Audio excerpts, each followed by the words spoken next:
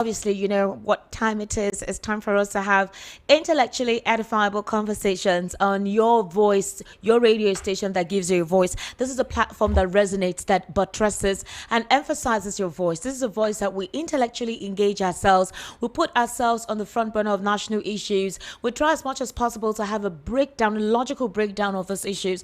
And I get to hear your contributions on the conversations that we have. So please tell a friend to quickly tune into VOP 903 FM. So just go into your radio dial, okay? It's 90.3 FM. We also stream on Radio Garden, so you can listen to us on Radio Garden, VOP 903 FM. Now we do this audio visual too. So you want to virtually be part of the conversation, I would implore you to go to your YouTube application on your Android or iOS device. Go on the YouTube app on your phone, and then on the search bar type VOP 903, and you will definitely see a logo, the VOP logo. You click on the logo and voila, you're in, you're live, so you can watch us and virtually be part of the conversation. How was your weekend, ladies and gentlemen? We were together yesterday evening, so how was your Saturday and Sunday? I hope you decided to rest, you cooked, you ate. Like me, I prepared ede soup with onubu. That's bitter leaf.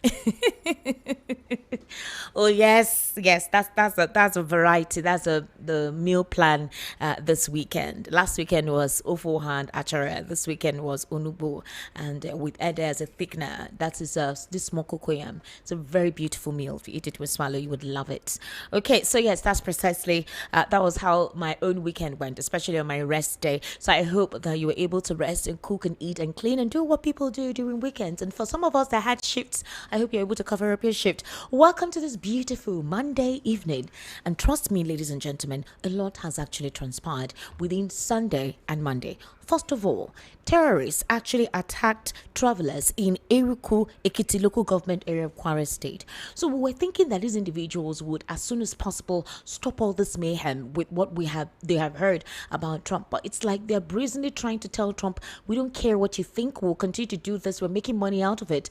And they're also daring the FG that we'll continue to go on with what we're doing. So the question is, people can no longer travel? Is that what it is? When you're traveling, your heart will be in your mouth until you get to your destination, because you're praying that your vehicle will not be the unfortunate vehicle that will be marked by this persons of mayhem. I even saw one video on Facebook of some certain person returning along that Kogi route, and the guy was crying that they used a machete while they was trying to stop them. They kept on hitting the glass, and we saw blood inside the bus and the vehicle. They're taking most of the passengers inside the bush. I think somehow the guy escaped. He did a video. We saw some guys in security uniform who came around, but they didn't enter the bush. So what is going on?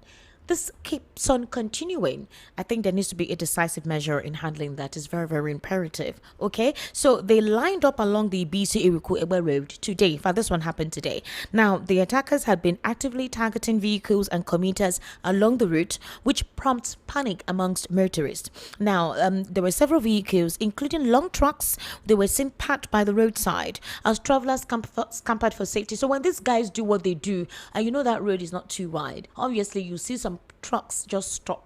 Others will stay behind them like that. You don't know where you want to run. Do you want to run inside the bush? Do you want to start going back? Will the trucks that have goods that people have paid for leave their truck with the goods? What exactly? I don't know. This is not the time for this to continue. And this is a festive season. So a lot of persons are trying to transport goods and services, make money, but insecurity. That's why I talked about that insecurity creates an economic loophole, and it also creates economic imbalance, because the states where insecurity affects, you will not have people traverse those areas, and then you see those people, they'll be poor. The economy there will be down, poverty will be high. That's because people who actually traverse those routes with goods and services will be afraid.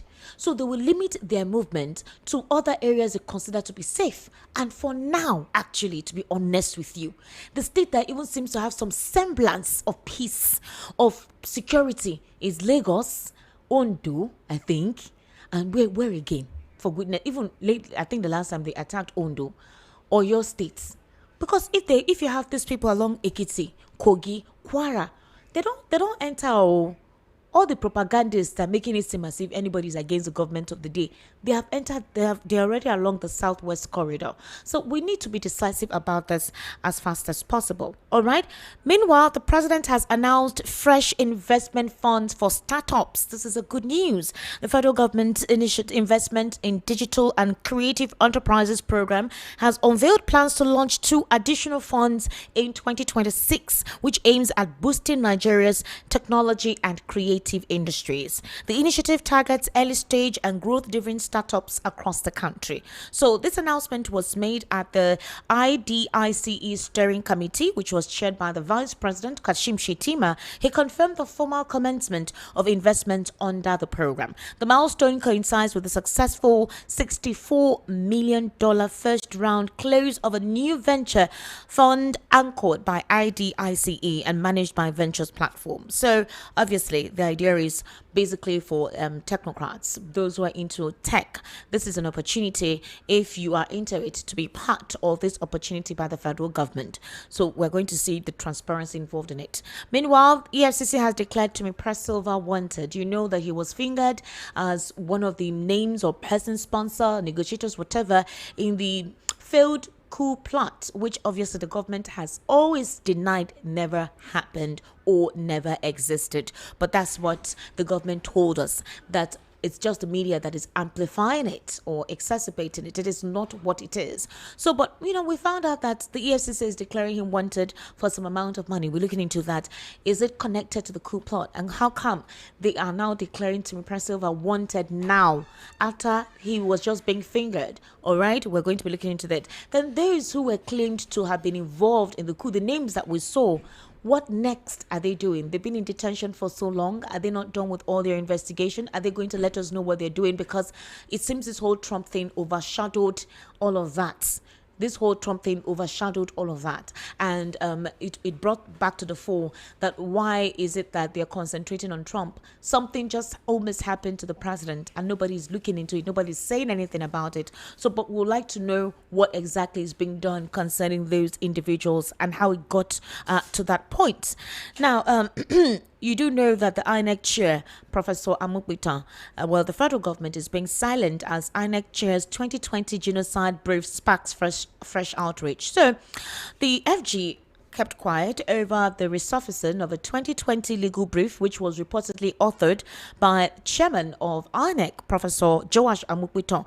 Now, he described Boko Haram attacks and killings by Fulani terrorists as part of a coordinated anti-Christian campaign amounting to genocide. The document, which formed part of a publication titled Nigeria's Silent Slaughter, Genocide in Nigeria and the Implications for the International Community, has triggered renewed debate over the INEC boss views on security crisis. Now, the official response from the Minister of Information and National Orientation, Mr. Muhammad Idris, were unsuccessful because he was trying to be reached by some certain persons, but apparently they could not get connected to him. Amukwiton also is yet to react to the report. Okay, it was Sahara Reporters that first published that story on Friday. Some people will say Sahara Reporters, they can look for trouble. All right, so there were multiple calls that were placed to his phone as well as text messages, but there was no response in regards to that. So his chief press secretary Dayo Oketola was also unreachable, and maybe people are trying to see how they could look for an appropriate response in defending that article at the time he released it in 2020. In 2020, late Muhammadu Buhari was the president. Now, the Senate spokesman Yemi Adaramodu said the upper chamber was unaware of the 2020 publication before screening Amukpita. Okay, so at the time Amukpita was being screened, Jesus Christ, Barrister Darlington, no.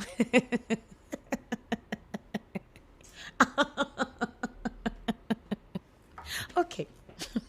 I apologize. Something just flashed through my head. Barrister Darlington made a mispronunciation sometime, and the meaning of that mispronunciation is not appropriate. You better go back and learn how this is done.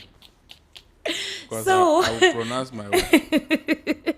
Professor Amukwitan at that time in 2020 wrote a publication that was a truth. It's not a lie, it's a truth. So why would it be a matter of concern now? Why would the Senate have looked at it and asked him, why did you write such an article, or why did you write such an episode, when you know that's the truth? But again, because of what the supporters of the government of the day are doing in trying to divert and deny what the reality is, just because it's their job, it's what they're supposed to do.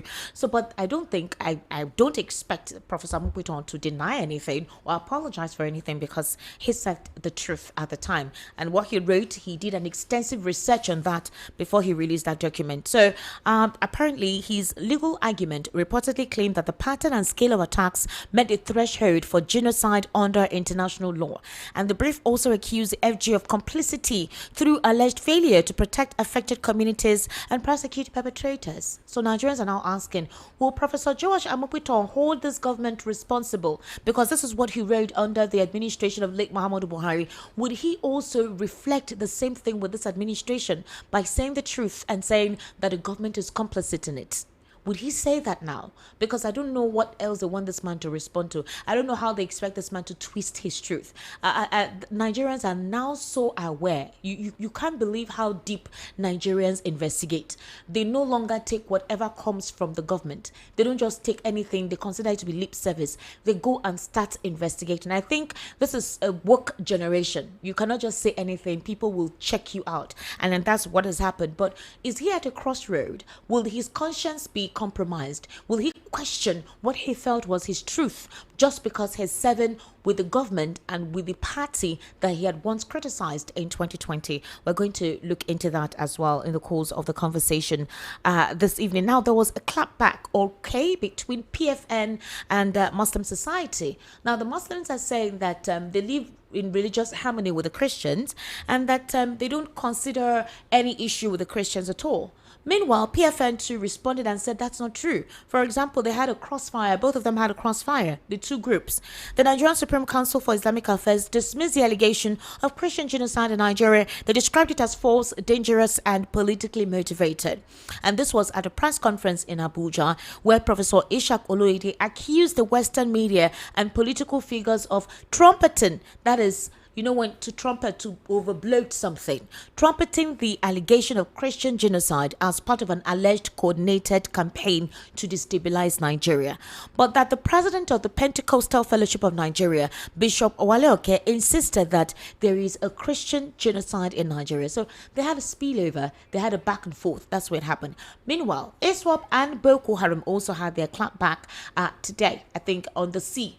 We don't know what they're fighting for, but a person would say if enemies of a particular entity or group of persons are fighting, it reduces their population and gives you temporary peace. So a couple of persons will consider that to be good news. Meanwhile, that's not enough. Nnamdi Kanu has submitted a fresh appeal to the Supreme Court. Oh yes, and that was early on today. I think this evening we saw that information precisely along at I think 6:30 p.m. thereabout. Nnamdi Kanu now filed a fresh appeal to the Supreme Court. We'll be talking about that later or in the course of the conversation this evening. The content of it also is something that is quite interesting. For example, he urged the Supreme Court to review its earlier judgment in the case between him and the federal government of Nigeria. Kanu is asking the court to extend the time within which he may seek leave to apply for an order reviewing the judgment of the Supreme Court, which was delivered on the 18th of December 2023. In his argument, Nnamdi Kanu submitted that he just had full access to his complete case file on October 26, 2025, and for the first time since his incarceration after taking the decision to represent himself, and needs time to review the details. So again, it's quite an extensive one. We'll be talking about that too. Now, there are some talks that Trump's airplane is being sighted. I don't know where these people got this information from. I'm like, how is that how quick people want Trump to come and do what he needs to do? Well, the administration of the president already has spoken to the US president, supposedly through proxies, and that they just need their collaboration, and they're going to work together to ensure that they rout out these guys. But a set of persons, like a delegation, have been sent to the United Kingdom to plead on behalf of Ekore Madu, a former vice deputy Senate president. Okay, now there are different permutations about it. Some people think it's a deliberate means of possibly having access to plead with the UK parliamentarians that the narrative about a Christian genocide in Nigeria is not true, and to see how they can lobby persons to, circulate the fact that what the Western media is publicizing is not the reality. Because sending a delegation to plead on behalf of Ekweremadu, why now? All right, we'll be looking into that as well. Or could it be politically motivated to appeal to a cross-section of people?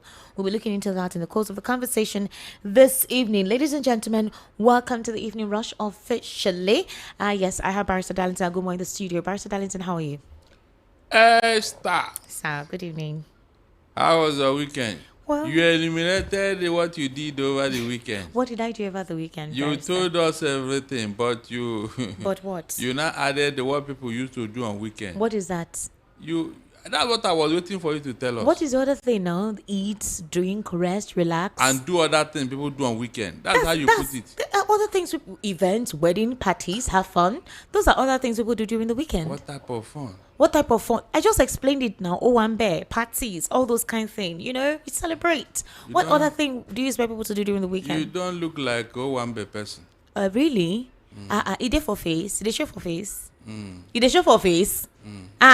Barrister Darlington. How many rappers do you have? Owambe, no. apart from Owambe that don't update now. You don't necessarily have to type rapper, but the gele is very important. Now. You wear You focus it. You can wear skirts, but in native. You wear skirt and blouse and with corset and iron. It's in the fire. Everything will come out play. You don't know. Which party did you go when you are at home eating a fed there? No Now you ask question. Barrister Darlington, good evening. Welcome to the Evening Rush. It's a pleasure to be here. Yeah, a very naughty man, Barrister Darlington. All right, let's start off with this. So a high-level delegation sent by the president to meet with officials at the UK Ministry of Justice to discuss the case of Senator Ike Ekweremadu, who had been detained in Britain since March 2023. Do you think there is more to it? Well, look, they should leave that matter alone. We didn't ask him for that. Let him do the one at home here. Ekweremadu's case is settled in the UK. With good behavior, they are likely to release him just like they released the wife. So let them leave that matter alone. Do the one at home here.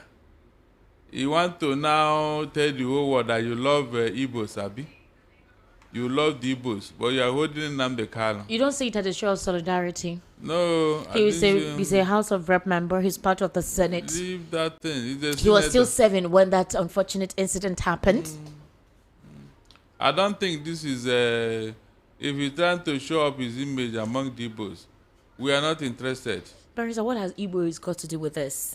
Why did you remember to go now and do lobbying and all that for He's part of them. He's part of the House. They decide to show support and plead on behalf of their person. This Igbo that you don't like, Abi. Barrister, you can't like me. What has Igbo got to do not like and not like? This man was part of the Senate. He was traveling to go help his daughter, and then something happened. Nnamdi Kanu that they are clamoring for the. Nnamdi Kanu is still on trial. So why can't he set up a high-powered delegation to go and meet Justice Omotosho? Let the federal government set up a high-powered panel to go and meet Justice Omotosho and say that, look, we want this our brother to be released. And who told you they haven't done that? No, they haven't. They haven't. If they do, you hear it the same way you heard of Ekweremadu. They have not done that. Rather, they are making things harder. Now the Kanu is now becoming very aggressive and very annoying because of the way he has been treated. But is it not very annoying? Becoming aggressive and annoying? Yes, the way he's acting in court now, yes. Would you blame him? That's what I'm saying now. That's what I'm saying, yes. Because, he is aware that terrorists are roaming the world in the north. Government is talking to them, pampering them and all that. And the young man will be wondering, so, what happened to my case? Why is it that nobody have talked to me? Why is it that nobody is referring to me? You will definitely be angry now. You will definitely be angry. So, let the government explain to us why Nnamdi Kanu is being persecuted and not prosecuted. That's our question. But his case is in court right now, isn't it? Sorry? The case is in court. It's in court. That's what I'm saying now. The one they went from UK is already settled. The man is in prison. So they want him to be released before his time. Abi? Yes. Nnamdi Kanu, you can stop any prosecution as a federal government. As long as the criminal offense, you can enter nully prosecute anytime. They did it before to some people. So why can't they do it for Nnamdi Kanu? Well, Nnamdi Kanu is urging the Supreme Court to review its earlier judgment in the case between him and the FG of Nigeria based on the judgment they gave in 2023. And he's saying that he just gained access to his case file, so he's kind of going through the entire case. And so he's also asking for more time for his case. And then he's saying that just the fact that he just received a full access, he's having to go all through of that. But that he wants the Supreme Court to review what they had done or what they have concluded on in 2023. Do you think that's a nice move? Because he's still he's still consulting his lawyers. Or do you think there's another way of supposedly maybe stalling or looking for another means through which the FG could be reached for a political resolution to this? As long as this matter that is on trial now is in the Federal High Court, he still have two windows because the appeal is there and the Supreme Court is there. Okay. So asking them now to go and review, when they review, what will now happen? They will now stop this trial. Is that what he's trying to say? I don't think that will be possible. Oh. A case had to run its school course, except the federal government is interested. A case had to run logical conclusion.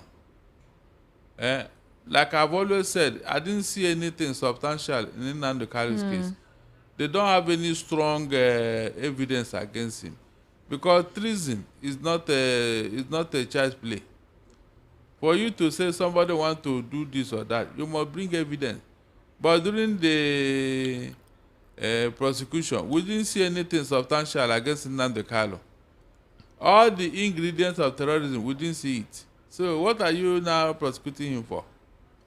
That is why I would have loved Nnamdi Kanu to slow down, so that his lawyer will just, Well, we are really yet to know one thing that happened. We've heard that there were alleged threats on his lawyers, which could further dampen their career. We've heard that there are cases they have to respond. We've heard different things, but the lawyers have not come out to tell us which is it. So the story is like their client disbanded them, said that he no longer needs them to represent him. Initially, we thought that it was because of some certain names that he mentioned as key witnesses in his case that he felt his lawyers could not mention. Now he decided to no longer present those witnesses. So I don't know. We don't know precisely why he disbanded his legal counsel. There is nobody that is too big to be called upon in a criminal trial. Nobody, except those covered by immunity. Even at that, they are coming to give witness. They are not under prosecution. So nobody is too big to be called upon by the court to come and give their testimony in court. Nobody. All right.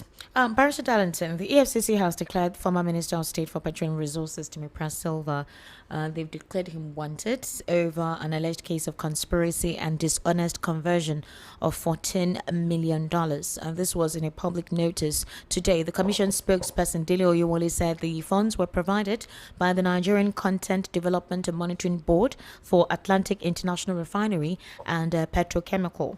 So they're asking anyone with useful information as to his whereabouts that you should please contact the Commission in its different quarters across the country. But here is the thing. When Timi Silva's name was mentioned, they said the military raided his home where they took his younger brother, which was tied to the alleged coup plot which the presidency has denied ever took place and that is being just overbloated.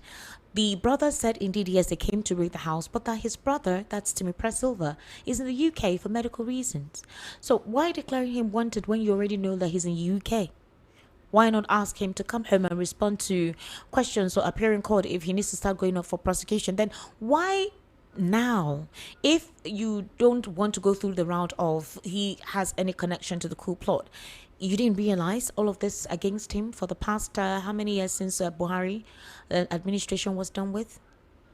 No, there's no time that is too late to bring up any matter. No, Especially. I'm talking about the fact that don't you consider the coincidence? This man was just fingered last week before this Trump thing. They ransacked his home. We heard about it, and we heard that he could be one of the sponsors or whatever. And then we didn't hear anything afterwards. And now he's been declared by the EFCC.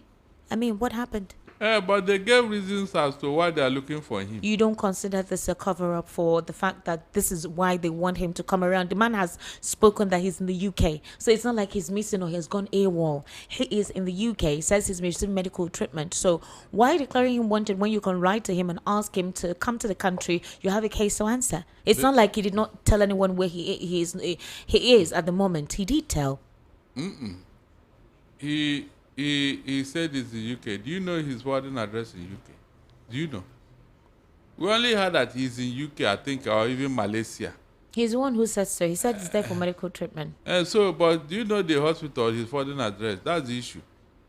That's the next thing the authorities do about anybody they are looking for is to declare him wanted if he have refused to show up. That's the truth. Apparently, they have, forwarded a notice to his known address in Abuja. And there was no response. So they had to declare him wanted. All right. Okay. But the issues at stake, is it true? Is there any $14 million somewhere and all that? That's why he needs to respond to it now. So, but I didn't know they need to declare you wanted. Maybe they wrote letters to him and he has refused to respond to it, or they've invited him on several occasions and he did not attend to it for them to have declared him wanted. For him to even reply that he was not involved in any coup and all that. That was basically why his home was raided. It means that he has been hinted that they are looking for him. Yeah.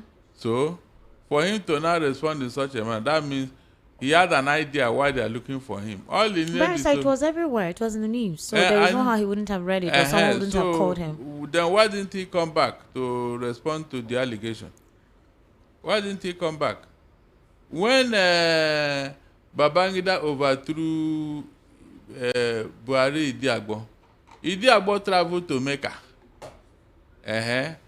And, from Mecca, he heard that something has happened in Nigeria.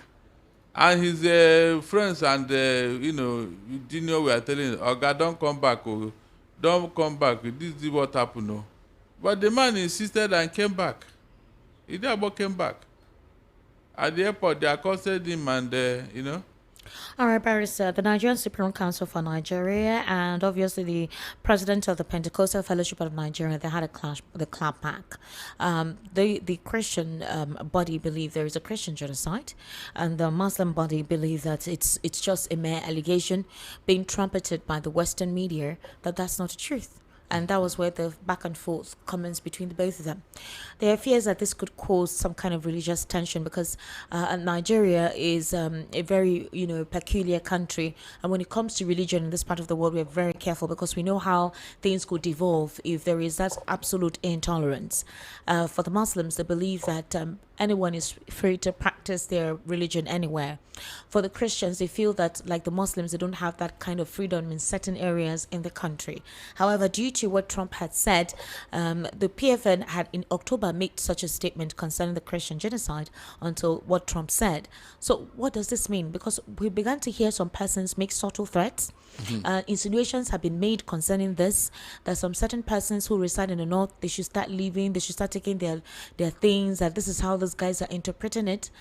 Is it possible that some certain persons were deliberately misinformed so that they could create some kind of, I don't know how to describe this, but quickly enlighten us what you think could be the potentiality of this? Esther, I will advise the northern Muslim to be very careful. Look, Nigeria is already divided. No thanks to APC and their style of leadership. They have divided Nigeria. And with this genocide issue, it will divide Nigeria the more. So when anybody wants to talk about this issue, they should not inflame the already tense politics and all that. They know to know the truth. It's just that they don't want to admit it. They know where this thing is coming from. I have always asked this question. Show me one Christian militia group that have killed one Muslim somewhere. or have kidnapped one Muslim somewhere. Eh? It is always from the north. When you mention Quran, you're a dead man. When you mention Muhammad, you're a dead man. Is that not what we get from the north? So when they are doing all these things against Christians, how do you think it will last forever? It's not possible now. At a point, the Christians will react. In fact, I was thinking that the government should thank Donald Trump because he intervened in a very tense situation. The Christians were already worried. I mean, they are weary. They are weary. They are tired. They have been frustrated to a point of no return. You know, I don't see how this killing will continue and the Christians will not react. It's not possible. So Donald Trump coming in now is to save us from destroying ourselves. Because the Christians were ready to go and now take their fate in their own hand. And it would have happened any moment. So why didn't the government listen? Esther, as I talk to you today, Benue and Plateau villages have been occupied by foreign terrorists. And the owners of the land, the indigenous, are living in IDP camp. Eh? How do you think this will make a good living? How do you think these people will be happy? Looking from the IDP camp and see people, roaming about in their own village and they're in IDP camp. They can't even talk. Eh? It will get to a level of frustration. The same thing that happened with Hamas and Israel. Is it not out of frustration that Hamas entered Israel on October 7th? It was out of frustration now. Eh? When you have made it impossible for people to be free, you kill them, you don't give them access to even their own land, they will burst out one day, and that will be it. So, let nobody be mistaken about this thing. If this matter is not solved today, we are waiting for the fire next time. There's no way this killing will continue, this suppression will continue. It's not possible. Go and check all over the world. Religious war, no country survived it. It was because of this indifference that made the Shia Muslim and the Sunni Muslim to go their separate paths in Iraq and Iran. Iraq and Iran, that's how they divided. Go and check. So it will get to a point whereby the Christian will say, okay, look, we don't want to stay in the north again. Instead of us to lose our life, we are running to the south here. But south to where? You leave your ancestral home to come to another region? Have you not been happening? I mean, is it not better you leave it and save your head south here than to stay there and die? And then those people would take over their land? Yeah, they will still kill you and take over the land. So which one do you prefer? Is that not what Adesina told them? Is it not better to give up your land instead of you to die? But you didn't tell them when you give up your land, where will you go to? Which land will you go and stay? You can see. So it may get to that point where people will now say, look, if I die, I die like your namesake said in the Bible. If I die, I die. It will get to that point where people say, look, what else is left? Why can't I fight out this thing? And in the process, a lot can happen, Esther. There will be collateral damage.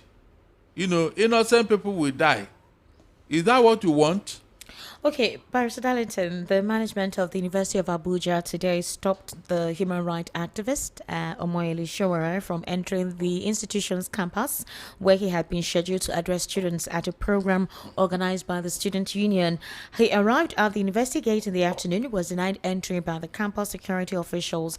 They said that they were acting on the instructions of the university management.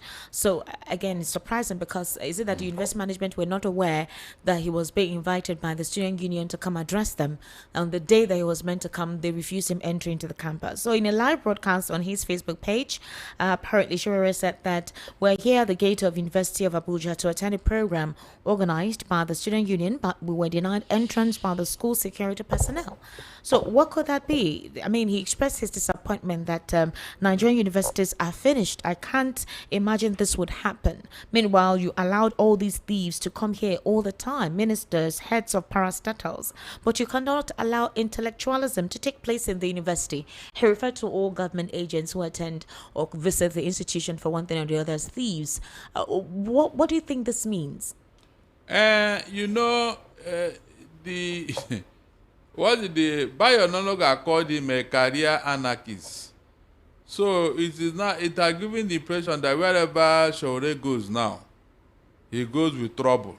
How? You're addressing a union. He was invited. There's a circular already that has circulated in the school. There is no how the authority or the school management were not aware before he arrived. They know. So why deny him entry before he entered? They know he's coming. That's why they say he should not come. No, you don't understand. They would have told those who had solicited his visibility in that school to say, we don't want you to invite him. And they would have communicated to say, oh, we're sorry. We could actually do Zoom or do something virtual and not physical. That's what we're saying. The invitation had gone out before he now arrived. In an institution like that, anything the school students want to do, and they'll be inviting somebody from outside, especially someone as popular and supposedly controversial as Showore, the school management already knows.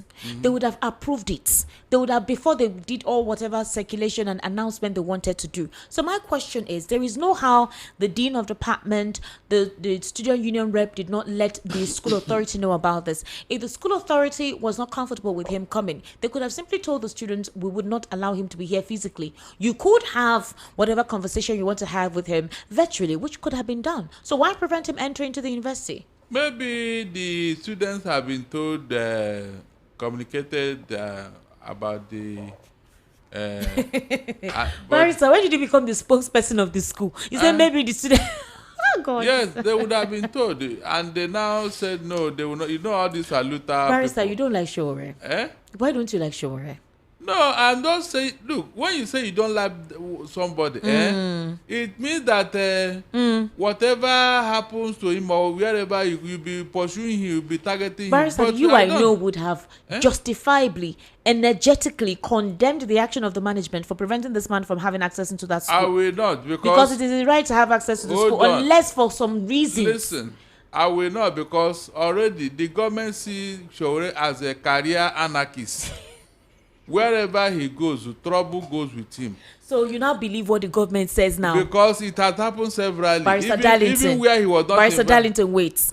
Now you are using the word of Bayo Onanuga to justify the reason why the school management you believe should impede him from having access to the school. So Barrister Darlington, if Bayo Onanuga or any other person who have ascribed IPOB as a terrorist organization, let's use that. They are the ones who have ascribed IPOB as a terrorist organization. You have some kind of empathy. Because I know it's not true. You have an empathy. You know what is not true. Whatever they are saying about IPOB is not true. So are you saying that you believe that Showore is a career anarchist, as Bayo Onanuga actually described him to be, for you to actually believe that that's what it is? Because he's always encroaching in matter that does not even concern him. What do you mean by encroaching in matter that doesn't concern him? Is he not doing what every civilized, intelligent, well-educated and well-opinionated Nigerian is doing by standing for the right of people? Look, the university want to save the students, because if something break out now, they want to save the students. If something break out now, they say it is Boko Haram or whatever. What was he coming to do? Address the students on Alutabi? Oh my God, this man no go kill me. No, but is that not a fact? So what is that he was coming to address? Let him address his own problem now. See, I'm going to catch you with this thing you said one day. Wallahi. Because he's a wanted person. Who's wanting him? Who? The police said they are looking for him. Is the police the court? Is the police the court? The police want him to take him to court. The police has no jurisdiction to declare anybody wanted without the court order. It's the police that will take you to court. Barrister. The court cannot come and take you. It's the police that will bring you to court. So are you saying that to declare somebody wanted, you don't need a court order for that? The police said they want him. He's the one that offended the police. The police said they want him. God. You heard when they were telling him to come down from his car. He was videoing people at Owuronshoki inside his car. For somebody who want to protest, are you not supposed to come out and use your Did leg? he say he was going there to protest? He was just going to check out the place like every other person has been doing. How was he checking it out? Was he the only person that went there? So what are you saying? What am I saying and what are you two saying? What are you saying? What are you what saying? I'm asking you is you just don't like this man. No, it's because not you true. literally It's asked. not true. Okay, so I have nothing against him. So you're saying that the school management made the right decision by saying that he should save the students from killing themselves because something may happen. Jesus Christ. Now that he's not to be a career anarchist, what after the so-called address and all that? I cannot believe that you're relying on what a government agent said about somebody as the reason why you're holding on to define the motive of the person. I can't believe that. Look, Esther, with what is going on today, that plateau is a tense area. It's a tense Which region. plateau? It's not plateau. Now Abuja. Abuja Wherever, is not tense. Wherever, as long as it's the north now. Hey, anything that will spark a Muslim, Christian, whatever, they should avoid it, Esther. And that's what I'm saying. There's no way he will make the so-called address without making reference to what is happening now. And it may spark a problem in that environment, especially students. So what is wrong if they say, look, for the sake of peace and tranquility, don't come now? What is wrong there, Esther? Barrister, you no try for this one, but lie. But lie. Have I tried before? You no try for this one. Have I tried before? Who told you I want to try? Korara. Who told you I want to try? Who told you I want to try, Esther? Barrister Dan Oh, God. No, you don't give me receipt, oh. You don't give me receipt. I go enter you. Hold on. But lie. Listen, Esther, hold on, please. Okay. Showore as of today is wanted by the police. True or false? Please, is it true or false? Why can't he go and answer the police? Since he likes trouble. Has he been served a court order? What do you mean since he likes trouble? What trouble did he do? Did he do anything? Did he cause any disorder? Let him even go and answer. Let them tell him what he has done wrong. They say he's a wanted person.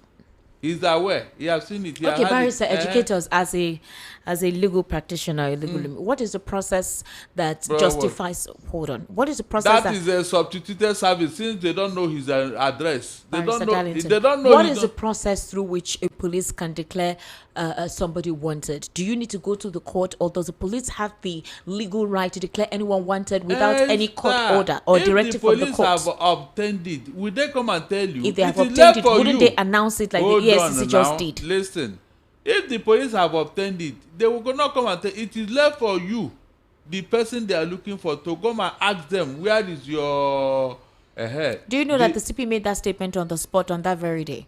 So could it be that he had perceived that Showore was coming and then he got a court order that declared him wanted? Meanwhile, the court said there is nobody that is declaring him wanted. If there is something you have done and the police want a clarification and you did not respond, they will declare you wanted. So yes. that means that justifies the management of the school to not let him have access to the school to address the students. Look, I was expecting Showore to go and answer them. Yes. Answer who? Answer the police. After all, that's not the first time they are interfacing now. Okay. You should have gone, yes, you are going to answer them and say, yeah, you are looking for me, what happened? Then when they tell them, you go to court. Let the court say you are right or you are wrong. Abi, it's better than for you to be above the law. Well, can't you be invited by the police? No, can't you be invited? Since you I will hold you accountable. For what? For you justifying Bayo Onanuga's statement to decide and define where Showore should go and where he should not go, and why you think that based on Bayo Onanuga's description. I was expecting Showore to sue Bayo Onanuga. For what? To tell him how he had become a career anarchist. And they wait for you for back. No, seriously. You only need to sue him for Bayo to come and explain how you have become a career anarchist. Is that not true? The people they held in Uganda, the Uganda president has said those two boys are specialists in riot. Have you heard of that profession before? Specialists in riot, and that was why they were apprehended. So you have to go and clear your name before it goes viral that you're a career anarchist, and therefore wherever you are seen, anywhere you are coming to, they will shut their door. That you are bringing trouble. That's the meaning of that thing now. That's why the university authority did what they did. Or are you not thinking what I'm thinking? This one you are saying you are holding me. You are holding me what? I'm I not say the I one. go see you for back. No problem. And I go use this response where you give. I go use them as receipt for you for front. Look, if not that one, I'm ahead of you. You're ahead of me. You can't catch me. I cannot catch you. You can't. Okay, that time will come. Barrister, the president has done something quite, a couple of persons would consider to be quite advantageous. He has announced fresh investment funds for startups. And this statement was actually made by the vice president. It's an investment in digital and creative enterprises. The program that has been unveiled, it plans to launch 2 additional funds in 2026 with an aim at boosting Nigeria's technology and creative industries. The president has actually been quite passionate about this aspect of his governance towards young creative minds. He has been talking about technology and the arts and creative industries. And this is the social media age, and a lot of Nigerian youth actually make money through this. You see people who do streaming, they make money from it, content on different social media platforms, and they get money from it. The president has said that the initiative targets early stage and growth different startups across the country using these creative means and tech means through which they can help finance persons who want to go into this. So what would you consider based on this reaction from the government? They have given so much money for startup and start down. It is the enabling environment that will determine whether you live in startup or fizzle out. If the enabling environment is not there, Esther, let them give you $10 billion. It will go down the drain. Is that not true? Every time they will bring one proposal or the other without looking at the viability of the proposal. Who told you that nobody wants to succeed in business? But when the environment is too harsh, what do? You are not talking of energy. You are not talking of water. You are not talking of tax. These are the things that you can look at and say, okay, this business will succeed, with the, things are okay, I can weather it. But when these things are there and you are giving me money for a business, NEPA alone will swallow that money. By the time they give you NEPA bill, it will swallow that money. By the time they bring tax, you are out of business already. The next one that will come, you close shop. So what are you starting up? So are you saying it's not a laudable initiative? It's not. As long as the environment is not conducive, forget it. Do you know the breakdown in terms of logistics provided, where the startup will be held, what logistic complementations that have been put together to launch this? Other bigger businesses are closing shop and going out of Nigeria. Is there any startup that will be as big as these businesses that have closed shop? No, tell me. The startup that are going to, how much is it? Is it bigger than these other businesses that have closed shop? Or you tell me now. So what are you telling me? Every time when they want to play to the gallery, they will bring up one thing. The one they did before, where is it? Where is the success story? Esther, the one they gave you before, where is the success story? You're supposed to look at the milestone that they have achieved. All the startup you have been given in the past, what is their success rate for you to continue? I just listed the things that will swallow your so-called startup. Did I not list it here? Or is that not a fact? No, tell me now. Every time, startup. Meanwhile, nobody is starting up. As they are collecting the money, your tax and your environment will swallow the money, and the person will just simply close shop and go home. The next time, another startup will be announced. All right, Barrister, let's look at the situation with the U.S. as well as Nigeria. So the president has actually disclosed that they indeed look forward to partnering with the United States government, and while the media aides and spokespersons of this administration have been visiting several media outlets across the country, specifically countries that have close ties with the U.S. to supposedly tell them the truth, the real state of things, and not what is considered as perceived, overbloated, misinformed, unverified statements by a group of persons. Yes, I'm coming from the angle of what Daniel Bwala said. Daniel Bwala has before the BBC said what they said, has ascribed that the information was reeled out by IPOP. That's what he said. Biafran government in exile, and that they are unverified claims. And Daniel Bwala has been visiting some international podcast and having to give them a breakdown of what he considers to be the truth, the real reality. And Dele Alake too, the minister, has also come out to say that it is the opposition who wants to truncate the administration of the president that are going on with this kind of information. They're not being patriotic. And that he even saw a letter of these individuals thanking Mr. Donald Trump of wanting to come and, according to what a couple of persons perceive, invade Nigeria. Now, a couple of persons feel that that is deliberate misinformation to a cross-section of Nigeria, especially in core areas where access to information is limited, could be twisted and misinterpreted by certain persons who are averagely intellectually elite to pass across information in a deduced form. And that this is very dangerous for the integrity and the nationhood, the unity of the country in terms of cohesion. Now, it has escalated to the point where there was a protest held in Kano on Saturday where these persons there say they do not want Trump. It's almost like somebody told them Trump is coming to wipe them off, and they said they don't want Trump. Now, we're also seeing some apologists who are given a different insight into how the case of terrorism should be treated, considering the fact that these guys are no longer on a soft cell. They are hard targets and they're going about brazenly. What would you say to this? Esther, I don't take it kindly when people now promote what I did, but downplay what they did. It is action that brings reaction. Okay. I remember when Jonathan was in office, he did everything to placate Boko Haram. At a point, he said he was ready to give them amnesty like Niger Delta boys. He sent emissaries to them and all that. What the response did he get? They told him, Boko Haram told Jonathan that unless he resigns from office or become a Muslim, that's the only time they can sheath their sword. They said such a thing, which is all over the place. What did the northern leader do? Nothing.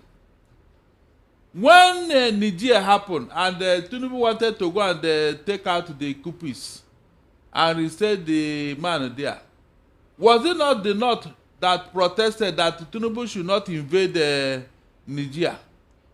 They protested openly and campaigned against it, true or false. And with that, Tinubu slowed down. You know many things these people have done to show their interest is not in Nigeria. So this thing that they say some people wrote, they complain that there is genocide in Nigeria. Esther, what is wrong with that? Tell me.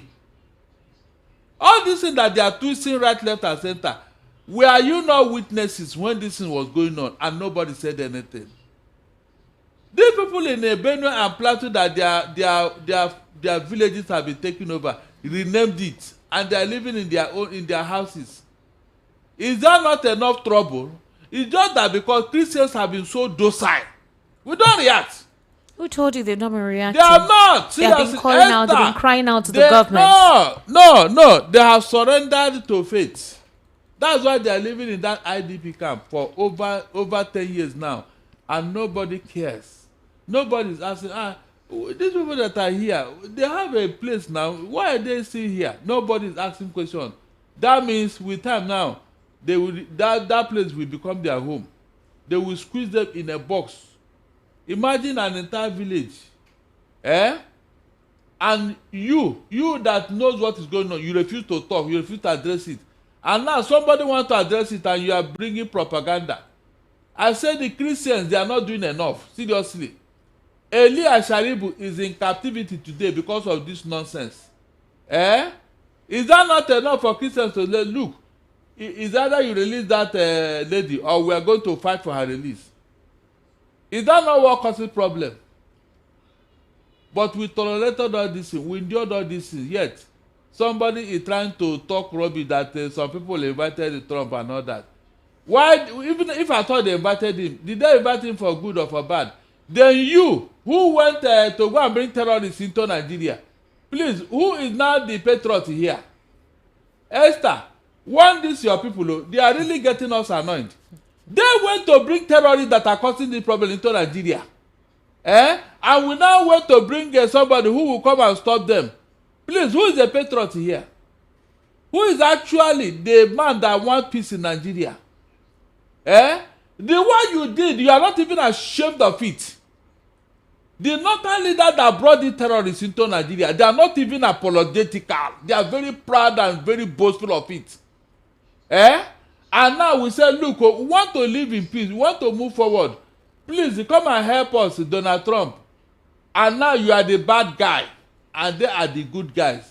Esther, look at it. And Nigerians are buying this propaganda. Please, can you just imagine? They opened their mouth and told us that these bandits are not even from Nigeria, these terrorists. So who brought them in? Why are you defending them? Does it make sense to you? I don't like the way these people is. They don't think that all of us were fools. We don't think. We don't. You brought terrorists into Nigeria for your own selfish interests. You are not even ashamed of it. You are not even apologetical. Then the man that want to bring peace, you are now saying all sorts of rubbish. So the terrorists that entered Nigeria and are taking away your sovereignty, and Donald Trump that want to come and take them out, who is doing a good work here? Who? Okay, we should allow the terrorists, Abi. They should continue with what they are doing. No, is that what you want us to believe? No, you that want the terrorists to continue with what they are doing, you are not a good guy, and Nigerians are bad. Igbos are bad. Esther, you can see.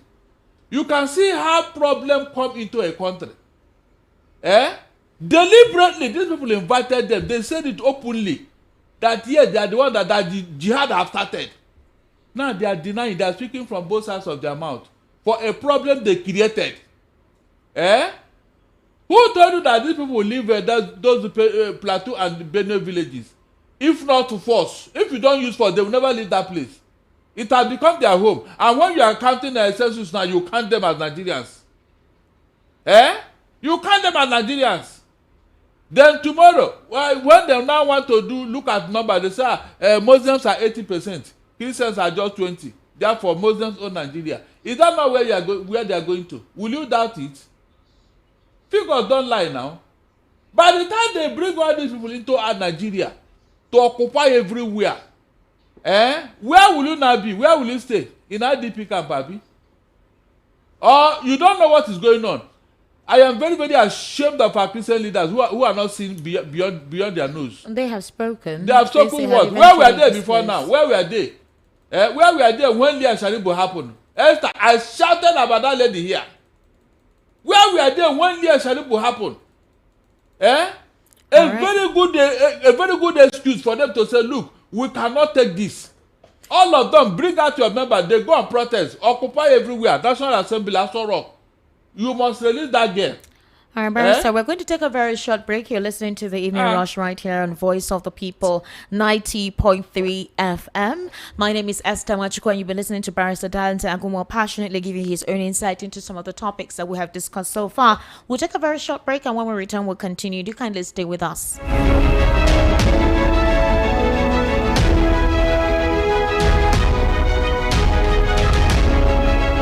The apex leadership of the Yoruba Council Worldwide, alongside Nigeria coalition groups, heartily invites all patriotic Nigerians and lovers of progressive development to the Grand National Solidarity Thank You Rally in honor of President Bola Ahmed Tinubu and Aliko Dangote for giving Nigeria 650,000 capacity refinery. Date, Wednesday, November 12th, 2025. Venue, entrance of the Lagos State House of Assembly by JGT Park, Alausa, Ikeja, Lagos. Time, 11 a.m. prompt. Dress code, white t-shirt and jean trousers. This event shall feature joint presentation of the letter of demand to the Executive Governor of Lagos State, Mr. Babajide Olusola Sanwo-Olu, and the Speaker, Lagos State House of Assembly, Right Honorable Mudashiru Obasa, for onward consideration by President Bola Ahmed Tinubu, GCFR. Let's support this renewed hope agenda. Host, Are Barrister Oladoto Azan. Convener. For more information, please call 080-3393-1229 or visit www.yorubacouncil.org.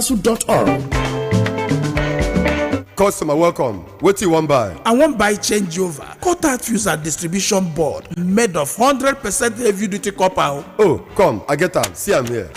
No, now I'm looking for Slatter Star J cutout fuse and distribution board, Nipo cutout fuse, Star J solar battery, inverter, MPPT controller, and solar panel. But Oga, don't worry. I know where to get them. Whether na Star J changeover cutout fuse, Slatter distribution board, Nipo cutout fuse, Star J solar battery, inverter, MPPT controller and solar panel, Star J ceiling fan, sockets, all earthen materials. Make you no go do cover-wise pan foolish o. Slatter Star J Indian product na #1 since 1961. Made of 100% heavy-duty solid copper with no compromise. Available in all leading electrical shops nationwide. Slatter Star J, na you Pico.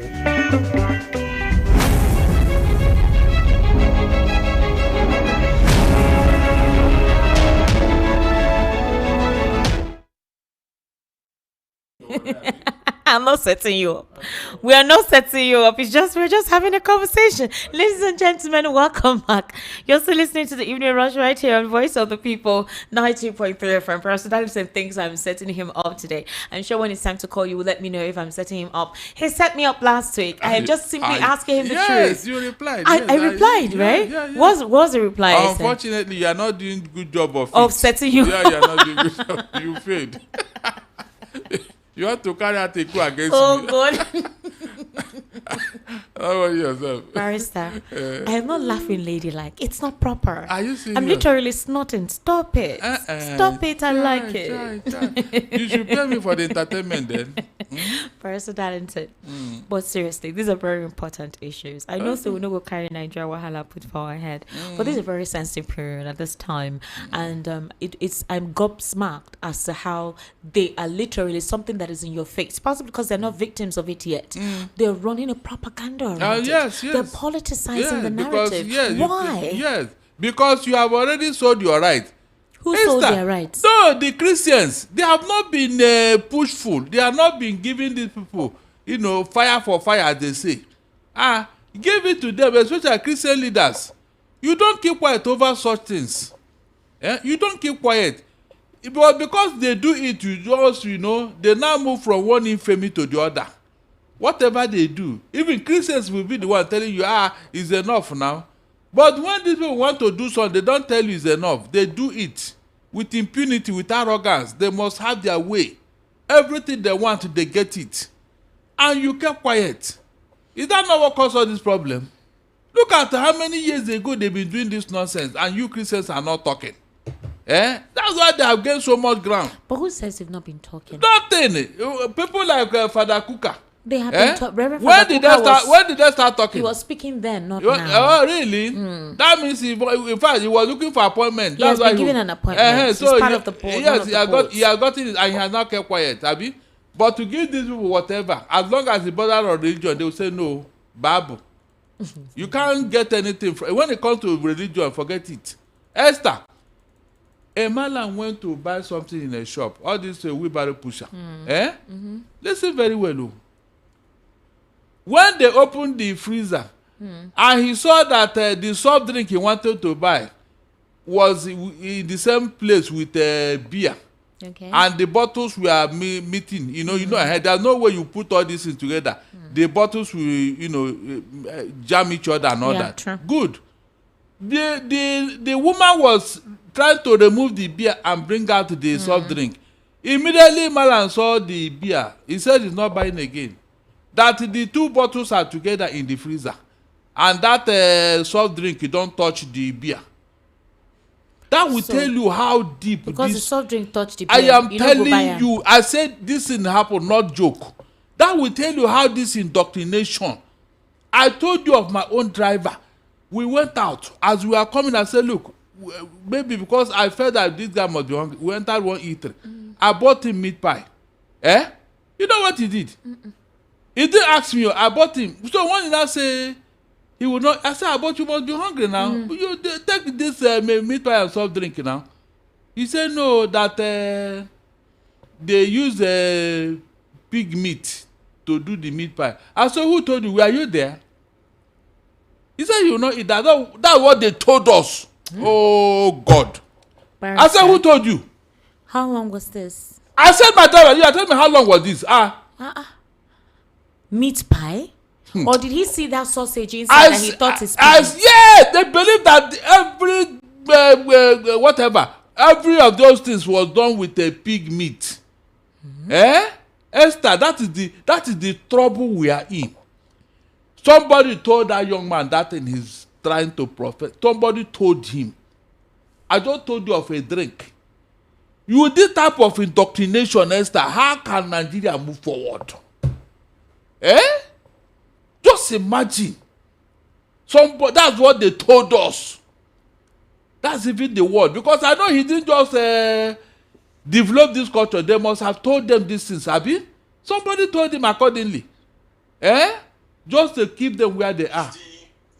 That will tell you the problem we are in, Esther. And it is these leaders that should know better. They send their children abroad to go and learn good things. Let's take a listen to Garba. He's an APC of negotiation, or I can say the non-kinetic approach, has been on, I think, since 2016, with the former President Muhammadu Buhari, when he started in the northeast after the decimated Boko Haram, some of the so-called repentant Boko Harams, the radicalization, some DDRRR policy, that's what they call it. So they started doing this kind of policy to see that they have accepted and then assimilated them into the society. So, but then we need to look at the dynamics. Is it really successful? Does it really deliver the right result? Now, in a case where you have irregular, unconventional warfare, non-kinetic approach is a part, but non-kinetic approach only comes to play when you diminish the terror to the level whereby the threat is not against the national security. But when you look at the direction and the empowerment that these terrorists are getting, as highlighted by Dr. David Okoro, we started from northeast, we moved to north central, northwest. Now we are moving to the south. Kwara is already on the edge. So when you look at this, you see a full-scale insurgency. So when you have a full-scale insurgency, now you need to look at the underlying factor driving this insurgency. Yes, there are some social issues associated with this, but these social issues has been built over time. Now there are so many children that were young when this insurgency starts, and now they have grown so mature that the only thing they know is this killing. So how do you expect to conciliate these ones to accept a normal society when they grow in a society where it's only bomb that guarantee their safety? So what you do is you have to deploy a massive amount of forces to diminish them significantly, that it has gone to the point whereby it is not a threat to national security. As I'm talking to you now, we are even moving away from national security to regime security. And that's a very serious threat. So what we do is that we have to push back into the national security, diminish them from where they are. Then the small patches that remain, that are willingly express the need for true repentance and also wanting to really join the society, then you assimilate them. And even the assimilation is a whole lot of program. You can't assimilate someone in the society that radicalize him. Maybe you have to find another program where you show them to another place to, just disrupt their own chains. But as it is now, you keep conciliating them. We sometimes even blame the office of the National Security Advisor, but then you look at state governors too. There are so many state governors that came out and said that we call these bandits and we negotiate with them. You see a state governor sitting in the same place, or some state official sitting in the same place with the bandits carrying weapons in the name of negotiation. What are you negotiating with somebody who has guns and he is willing to come and kill you? So this is a very serious problem. And then you give them money in the name of trying to conciliate them. And these are the monies they use to get emboldened to come back and kill more. In a proverbial case where you have Vikings in the 10th century, where the kings of Wessex seems to partner with them, he keeps giving them what they need, they get emboldened until they come and overrun the entire English kingdom. So I'm sure, he's one of the APC chieftains, and he has been quite astute, speaking out boldly ever since Trump said what he said. The first thing he did, he's actually a global affairs analyst, and he's also into tech. He was talking about the fact that indeed there has been no political will in tackling this, and you just heard his summary, that the manner with which insecurity has been handled by the APC in the past 10 years has been with kid gloves, and that's something that started 10 years ago, where you had young persons as very little, and then all they have known surrounding them is persons wielding weapons. They're the ones who are now insurgents. So you're not killing from the root. They have now become populated, and all they know is about this kind of lifestyle. How do you now intend to start negotiating with people whom this is all they know? And then those who have spoken with these guys during negotiation, they said that the reason why they went into it is because of poverty. Esther, When he was talking, did he mention the one they brought from outside? What are you saying? You can He see. was listening. Okay. You can All see right. these people. They think they are very clever. No, the one that came from outside, are they not the real issue here? Because if you take care of the penny, the pounds will take care of himself. We have been living with Almajiri here. We know the extent they can go. Their own is to cause riot and all that.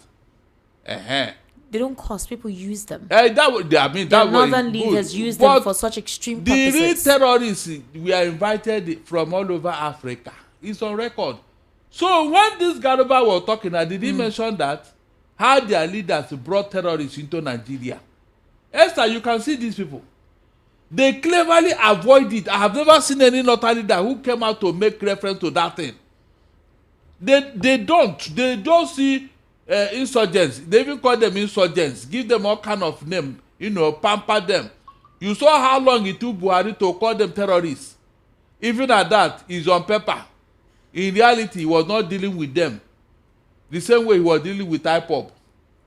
So what is anybody coming to tell me? I don't listen to such people because I know they are trying to divert attention. Call the other man, Shegumi, again. He will tell you how they have been trying to do this and all that. That this thing, you need to use a soft approach. You used to do. Which approach have we not used? Esther, which approach have we not used to make sure that we bring these people into society? What happened? You were here. I've told you the story. Nomadic education. What happened? Jubrin Aminu, when he was Minister of Education, under Babangida. What happened? Where will you get the money for this nomadic education? Aminu said Babangida should not worry, that he will find the money. And where did he find the money, Esther? The annual grant given to universities for their research project, he yanked it off. Esther, he yanked it off to pursue nomadic education. At the end of the day, we didn't see the result of that effort. Our money we didn't see, education we didn't see. Rather, we saw people who were supposed to be rearing their cattle now carrying gun to. Since that time till now, is that not the same modus operandi? They will tell us they want to use this money to help them to become this and other. We will foolishly say, okay, if that will bring peace, no problem. Is that not what the Buhari told us in 2016 when he included 940 million naira in a national budget for Fulani herdsmen activity? Is that not true? And we agreed. Esther, we agreed.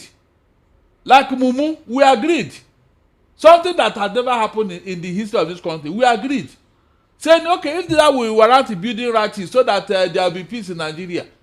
Up to today, did you see one single right built by government for these people?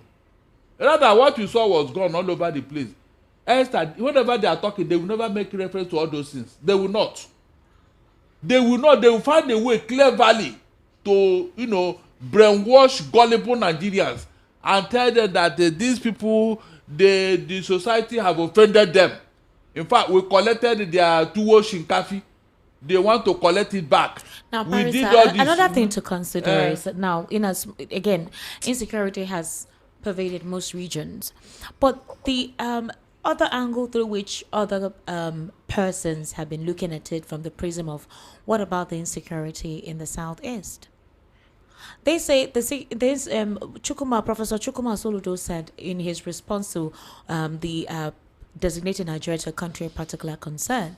Professor Chukuma Soludo said Christians are killing Christians in this part of the country, which is, his axis. Professor Chukuma Soludo also has said before that the insecurity in Anambra State, 99.9% of them is being done by the people of the state.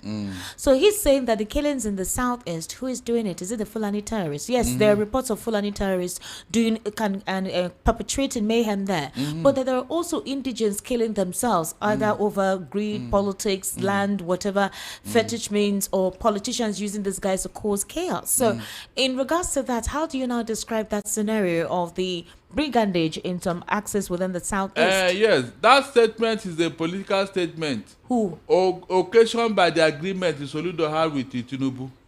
And the result is what you saw on Saturday. President. Look, what is Can he validate what he said? Wait. They say the governor of the state is the chief security officer of the state. They usually get their reports. Every information about the state, they know about it. Are you saying Chukwuma Soludo would come out and lie against his people over something as grievous and dangerous as that insecurity in Anambra State is being done by the people in the state? What about the situation in other southeastern states like Imo State, Ebonyi State? What would you say? We know that there is heavy military presence in Imo State. There are some that is being caused by the Nigerian soldiers. We've heard reports of these persons in wearing uniforms, going into communities, tagging any young person they say and call them IPOP without any due process.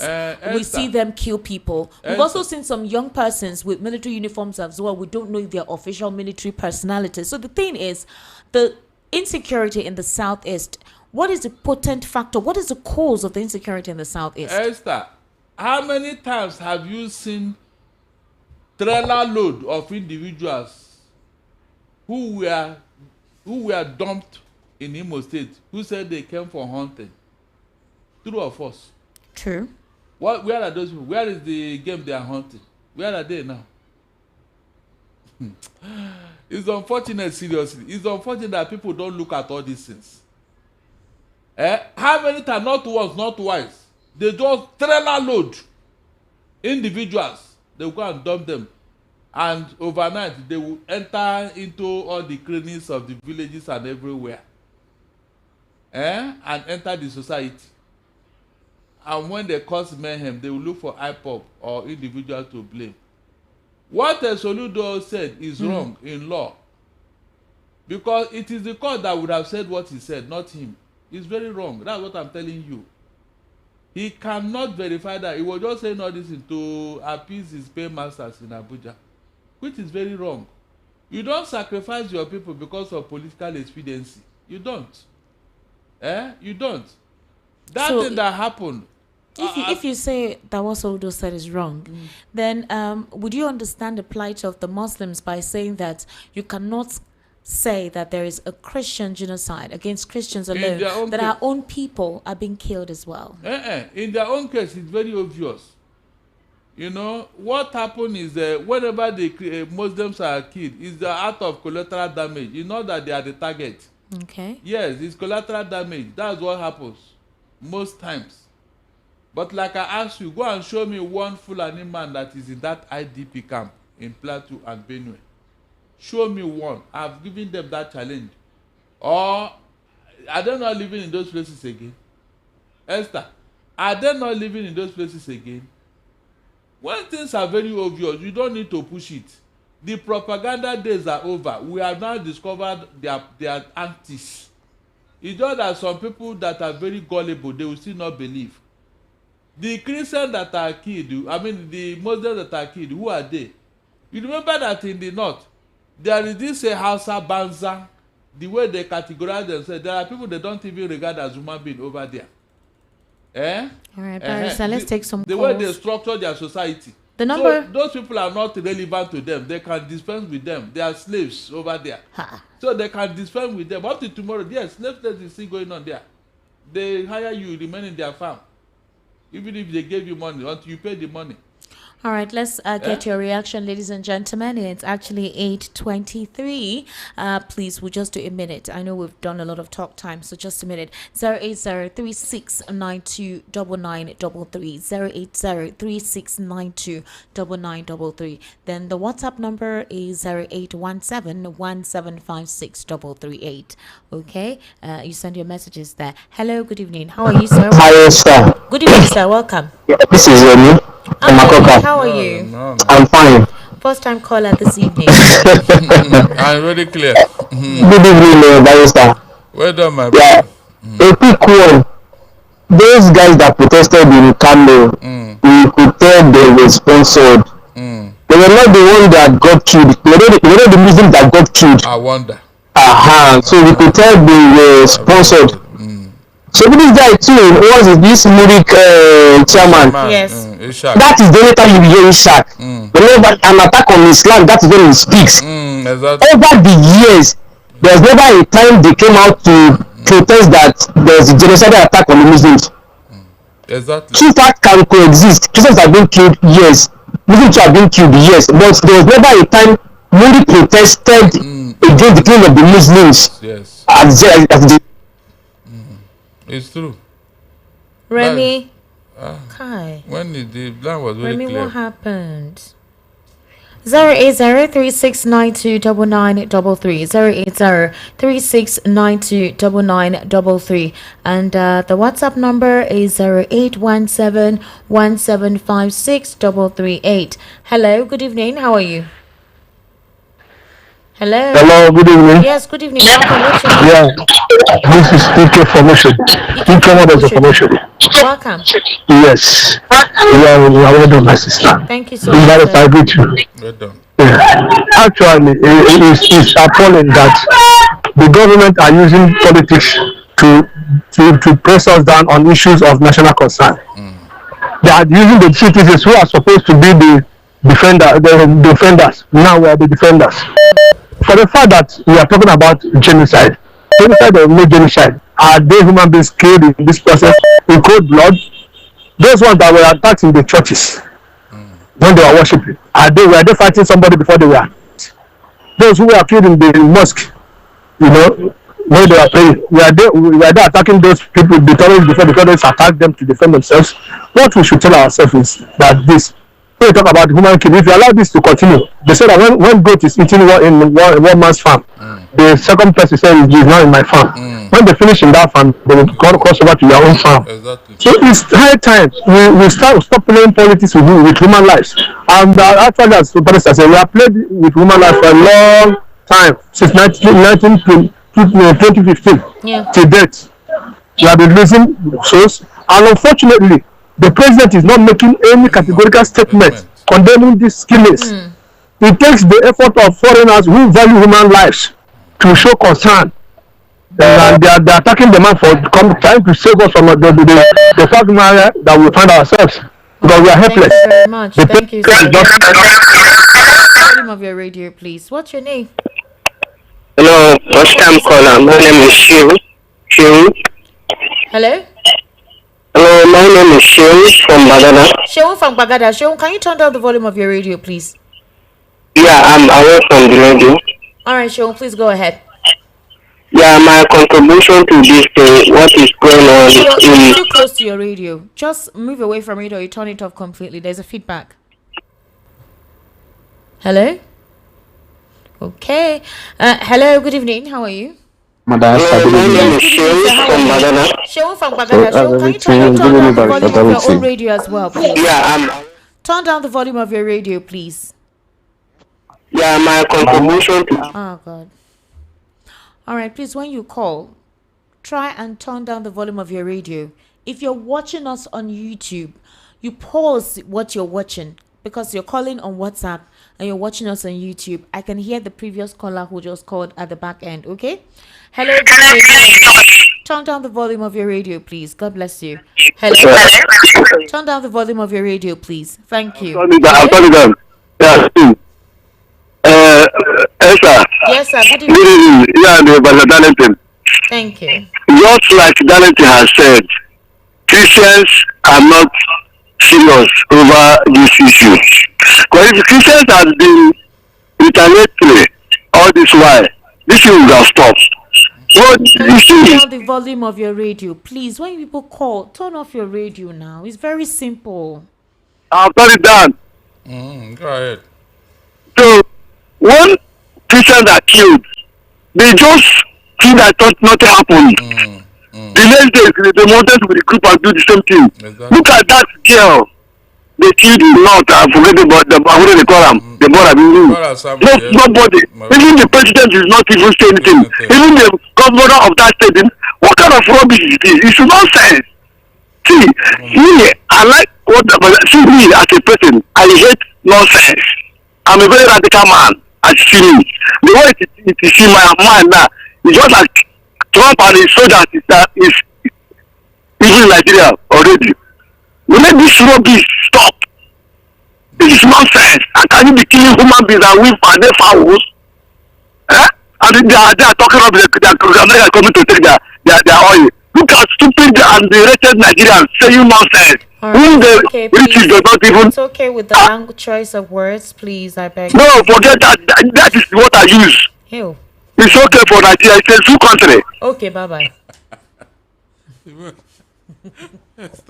Now they can't get disciples. Please.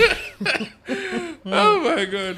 Please, when you call, I beg you in the name of God, don't abuse your country. Don't use derogatory words. You can pass across your sentiments. You can pass across whatever criticism you want to pass across without using certain words. Okay? I beg you, please. It's part of the NBC regulations, and I don't think you want us to have issues, right? God bless you. Thank you so much. 08036929933. That's the number. Okay. Hello. Good evening. How are you? Hello. Good evening. What's your name? How are you? Yeah, my name is Eze, calling from Lekki. All right, Eze from Lekki. Welcome, sir. How is Lekki today? We thank God for everything now. All right, sir. Please go ahead. Greeting analysis from me. All right.